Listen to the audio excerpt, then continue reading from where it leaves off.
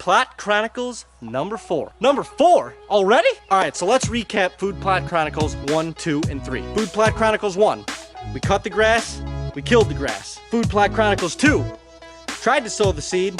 Spoiler alert, corn didn't really work. Food Plot Chronicles 3, we talked about the rain, which we are still dealing with to an extent here in Food Plot Chronicles 4. Food Plot Chronicles 4 is all about planting the beans. So today we are going to be planting beans in some of the spots that didn't grow corn, and we're going to be planting our main food plot, the spot that we call the front field, which had all the beans in it last year. Now, for those of you who've been following along, you know we got a brand new bean planter. Thing's not really that new, it's actually a rusty piece of shit. But your boys are on a budget here, it's all we can afford. And she gets the job done.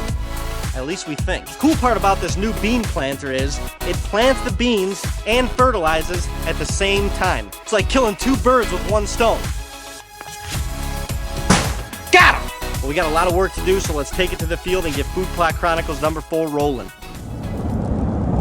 The local farmer's mill in Sherman, over 100 years of service, is out of business, which is very sad. Very sad. So I come here, they don't do really bagged anything besides 1919. Called around, gotta go up to like Fredonia to get some 624-24, which would be good for our soybeans. And honestly, the time and money, even in gas, it would take to do that, it's not even worth it. So I just got 1919. It's these beans don't need the nitrogen as much, but it might make them come up a little bit quicker. It's definitely not going to hurt them. So it's $1.50, I think, extra a bag. Not a big deal. So we're putting 1919 in everywhere for everything. It's actually fine because if we have a little bit extra, it's good for the plot screen, and when we do our turnips, really anything, it's a great generic fertilizer, so we'll have extra to use for our fall food plots too, so not a big deal. But got the fertilizer loaded up. David is turning our main field that we put soybeans in last year, and hopefully we can figure out, we haven't used this grain drill before, so we got to test it out and get it rolling, see if see how she plans.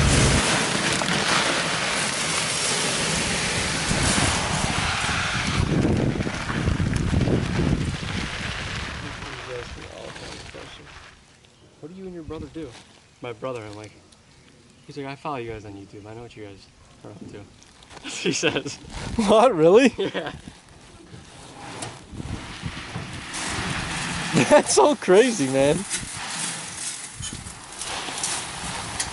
Well, keep watching. You'll know what we're doing. What a day it's been already. Nothing ever goes quite as planned, but today's been relatively smooth. Relatively. Now, knock on your wood. But we're putting the new Oliver to the test. Not new. Oliver New the for Great. us. New for us, but not new in the grand scheme of America. As you can see, she's wearing a little bit of rust. She's a resilient old girl.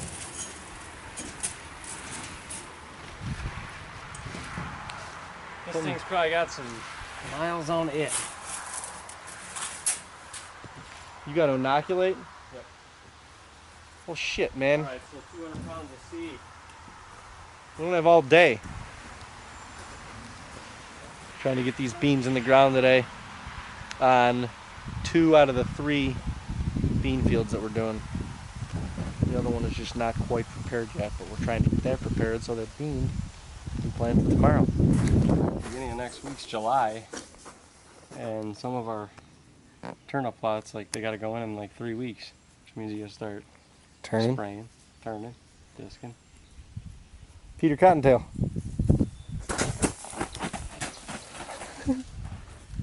Almost ended up in my lap.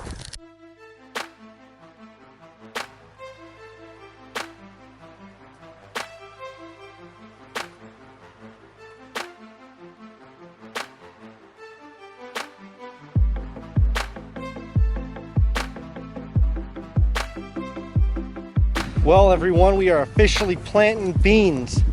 We got beans in the backyard where we originally were going to be putting the corn. That was an epic fail. And now we're on our main food plot, or what we called our main food plot last year. And this was all beans last year. We made it a little bit bigger. I don't know if you can see over there, but the dark spot where it cuts in usually is wet over there. So we made that a little bit bigger, and even on the other side of it is a little bit bigger. Back where Dean is, all the way in the back side of the field. That little inlet, a little bigger. Behind the apple trees, a little bigger.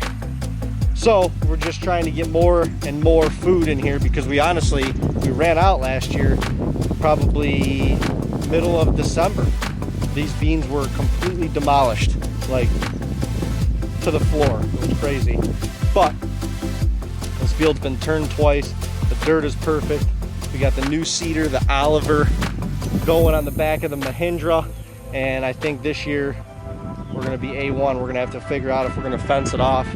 We got our redneck ghillie blind that we have right there, so we may fence off a section right in front of it to kind of keep them out of this area, but we're not going to fence off the whole field, because last year when we did that, I feel like the deer actually, because they didn't have anything else to eat in and around this field, they tried to break into the fence even more because they knew there was fresh beanage in here. So we're not fencing it off, all of it off this year, but we're probably going to do part of it.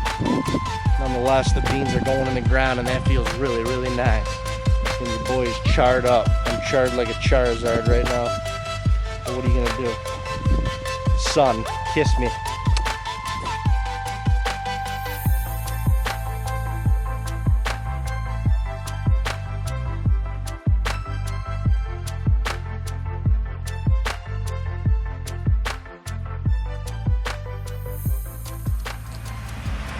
Oh, there he is now.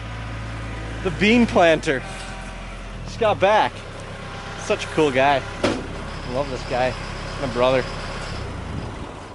What's up, man? Did you get him in? What's up, man, Dinga? Did you get him in? Look,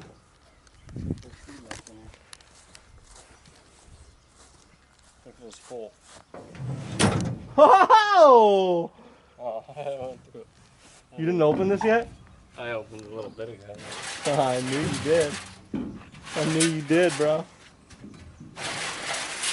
I knew you did. It's all pretty much double. It's good. What do we put, 3 bags in there or 4? 4. 3? That's a lot. Who cares? That's fine, yeah. See the I mean, that's more than an acre. Yeah, it's more than a year. How many bags we got left? 12? Yeah. Oh, well, shiver me timbers. Solid work, bro. Get rid of the rest back here if you want, man. I was gonna go take a ride up to Terry's and check it out. Okay, man, I'll go with you. Okay, bro. Well, we're just driving down to one of the food plots that I was working on last night, and literally right in the path is a half of a dead fawn. And this is fresh because this was not here last night. I drove this path. That sucks. We're doing all this work all day, sweating our tails off to help the deer. And sometimes we're the least of their worries. There's predators in here and everything. Weather. Something got to it. But I got back to camp last night.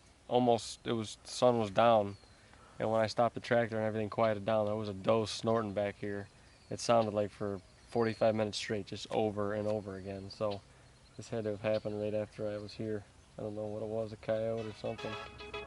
Folks, as you know, none of this is easy. You can have a plan, you can try and work the plan, and no matter what, the path of the plan always takes a veer one way or the other. We were at the mill a couple times today, only expected to go once. We had fertilizer dumping out of the bean planter way too fast. Forgot the mini SD cord for the drone, so couldn't even fly it, but ended up flying it with my cell phone. Ended up getting 2 bean fields planted, another one prepped, and although we had a few setbacks, we're still on track and on schedule despite Mother Nature and all the rain that we've had this summer. What did we learn today? There's no problems around here, ladies and gentlemen. There's only solutions. No problems, no problems, no problems, no problems.